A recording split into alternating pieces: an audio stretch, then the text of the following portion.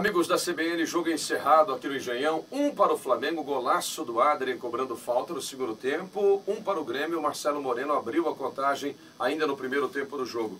Torcedor no final da partida, Álvaro, esboçou aqui um aplauso, um incentivo para esse time, reconhecendo o esforço da equipe em campo. É um bom sinal? É um bom sinal. O torcedor reconheceu exatamente o que você disse, espírito de luta, vontade, determinação. O Flamengo não mostrou muito mais do que isso. Mostrou um time com os mesmos problemas das rodadas anteriores. Um time sem criatividade no meio campo. Não adiantou muito essa passagem do Léo Moura da lateral para o meio. O time continuou com muita dificuldade de fazer essa bola chegar até o Wagner Love, até o Liedson. Mas no segundo tempo mostrou pelo menos um pouco mais de vontade. E contou também com a ajuda do Vanderlei Luxemburgo, que fez alterações desastrosas que desarrumaram, desmantelaram o time do Grêmio. Ele tirou simplesmente o Marcelo Moreno, que foi o autor do gol do time gaúcho e era o jogador mais perigoso do Grêmio. Tirou, ao mesmo tempo, o volante Marco Antônio e colocou um zagueiro, o Wilson, jogando de volante. Você pode vestir um coelho de ovelha, mas ele vai continuar sendo um coelho. Então, se você botar o Wilson, que é um zagueiro, para jogar de volante, ele continua sendo um zagueiro. E o Grêmio caiu de rendimento no segundo tempo, era um time perigoso no primeiro tempo, no segundo tempo quase não chegou até o gol defendido pelo Felipe. O Flamengo, de tanto pressionar, acabou chegando ao seu gol, porque voltou para o segundo tempo também diferente. O Dorival Júnior tirou o Luiz Antônio, que vinha muito mal, colocou o Adrien, que entrou bem no jogo. Logo depois ele fez uma outra alteração que também funcionou, tirou o Liedson, colocou o Nixon, que também entrou bem.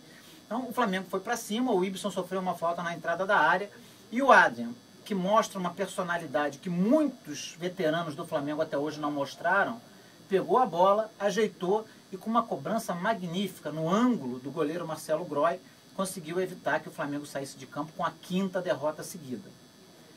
Menos mal, o Figueirense perdeu, o Palmeiras perdeu, o Sport empatou, só quem venceu daqueles times que estão abaixo do Flamengo foi o Atlético Goianiense, que venceu fora de casa o Fluminense, mas a diferença ainda era grande entre o Flamengo e o Atlético Goianiense, lá embaixo.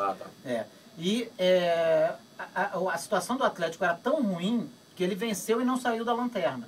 Então o Flamengo, aconteça o que acontecer na próxima rodada, ele não vai para a zona de rebaixamento, porque ele tem 4 pontos de diferença em relação ao Sport, manteve os 4 pontos de diferença. A rodada não foi ruim, mas já são 7 jogos sem vencer.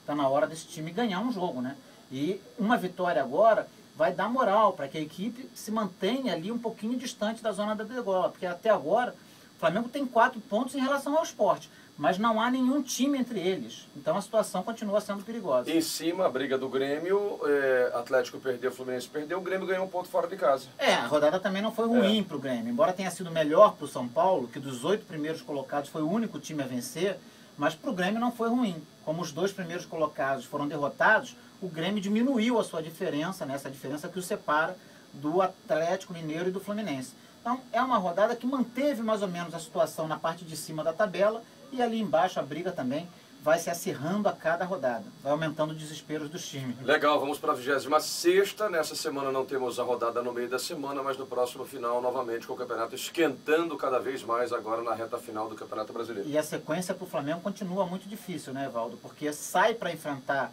o Atlético Goianiense na próxima rodada. Desesperado, mais desesperado. E um Atlético que já mostrou que está em evolução, está reagindo, E depois joga contra Fluminense e Atlético Mineiro, primeiro e segundo colocado no campeonato.